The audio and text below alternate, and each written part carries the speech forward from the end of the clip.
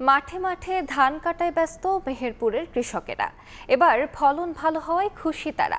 তবে সঠিক মূল্য নিশ্চিত করতে মনিটরিংয়ের দাবি তাদের।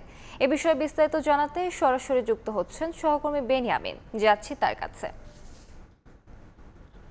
মেহেরপুরের মাঠগুলোতে এখন কৃষকের ব্যস্ততা চলছে ধান কাটা, মাড়াই এবং ঘরে তোলা নিয়ে। মেহেরপুরের যে কৃষকরা আছে তারা এখন অধিকাংশই কিন্তু এই কাজটিতে ব্যস্ত। বিভিন্ন মাঠে যে আমরা যদি দেখি যে মাঠগুলোতে কেউ কেউ ধান কাটছে, কেউ বা মাড়াই করছে, কেউ বা বস্তাবন্দি করছে। এই চিত্রটাই এখন মেহেরপুরে দেখা মিলবে।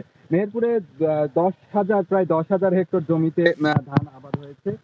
এবং এই ধান আবাদের মধ্যে যে ধানগুলো বেশি হয়েছে ব্রি ধান 48, 74, 87, 91, 87, 91 এই ধানগুলো কিন্তু মেহেরপুরে বেশি আবাদ হয়েছে। এর পাশাপাশি আমরা যে এখানে এসেছি মেহেরপুর সদর উপজেলার একটি মাঠে, এই মাঠে কিন্তু অধিকাংশই কিন্তু এই ধানগুলোই আবাদ হয়েছে।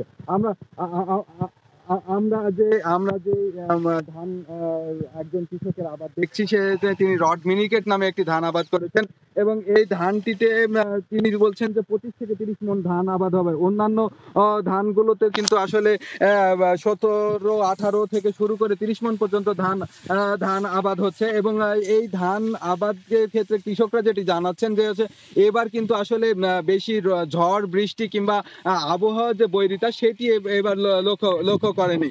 তো সেই ক্ষেত্রে আসলে কৃষকরা এবার ভালো দামের আশায় কিন্তু রয়েছেন এবং ভালো দাম পেলে তারা লাভবান হবে বলেও কিন্তু তারা জানাচ্ছেন।